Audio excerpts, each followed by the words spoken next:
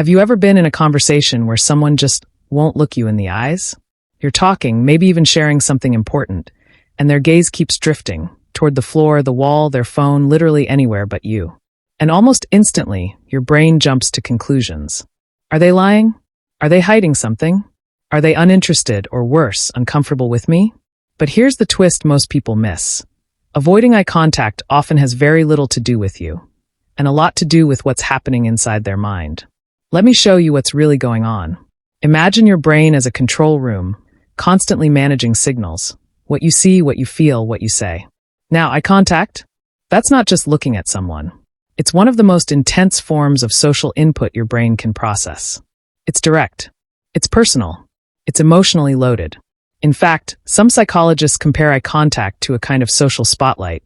It makes you feel seen, evaluated, and in a strange way, slightly exposed. For some people, that spotlight feels fine. For others, it feels like standing on a stage with 1,000 people watching. So when someone avoids eye contact, it's often their brain quietly saying, "This is too much input right now." Think about a moment when you were trying to solve a difficult problem. What did your eyes do? Chances are, you looked away. Maybe up at the ceiling, maybe down at the ground. That's not random. Research suggests that looking away actually helps your brain think more clearly by reducing visual distractions. Now imagine trying to think, talk, and process someone else's facial expressions, all while maintaining eye contact. For some people, especially deep thinkers or anxious minds, that's like trying to juggle while solving a math equation. So they look away, not because they're disengaged, but because they're trying to stay present. And then there's anxiety. Social anxiety, in particular, plays a huge role here. When someone feels anxious, their brain becomes hyper-aware of how they're being perceived. Eye contact suddenly isn't just eye contact, it becomes a test. Am I looking too long? Not enough? Do I look weird? Do they think I'm awkward? It's exhausting. Avoiding eye contact, in that case, becomes a coping mechanism. It's the brain's way of lowering the emotional intensity of the moment, like turning down the volume on a loudspeaker. But here's something even more interesting. Not all eye contact avoidance comes from anxiety or discomfort. Sometimes it comes from sensitivity. Highly perceptive people, those who pick up on subtle emotional cues, can actually feel overwhelmed by eye contact because they're processing so much. A slight shift in your expression, a microreaction, a flicker of judgment, they notice it all. And that level of awareness? It can be intense. So instead of locking eyes, they give themselves space. Not to disconnect, but to regulate. It's a bit like listening to music. Some people can blast it at full volume and enjoy every second.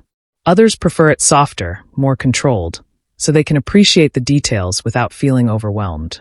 Eye contact works the same way. There's also a cultural and personal history layer to this. Not everyone grows up in an environment where direct eye contact is encouraged. In some cultures, prolonged eye contact can be seen as disrespectful or confrontational. In others, it's a sign of confidence. So what looks like avoidance to one person might actually be normal behavior to another. And then there are personal experiences. If someone has been judged, criticized, or made to feel uncomfortable in the past, their brain learns. It adapts. It starts associating eye contact with vulnerability or even threat. And without them realizing it, they begin to avoid it, not as a conscious choice, but as a learned response. But here's where it gets really important. Avoiding eye contact doesn't mean someone is weak, dishonest, or socially incapable. In many cases, it means their brain is working overtime. It means they're thinking deeply, feeling intensely, or protecting themselves in ways that once made sense. In fact, some of the most introspective, creative, and emotionally aware people tend to struggle with sustained eye contact. Their attention is often turned inward, analyzing, reflecting, connecting ideas. So when they look away, they're not leaving the conversation. They're diving deeper into it. And if you're someone who avoids eye contact, you've probably felt that quiet tension. That moment where you know you should look up, but something in you resists. Not out of defiance, but out of instinct. The question isn't, what's wrong with me? A better question might be, what is my mind trying to manage right now? Because once you understand that, everything shifts. You stop labeling the behavior as a flaw and start seeing it as information. A signal, a clue about how your brain works. And from there, you get choice.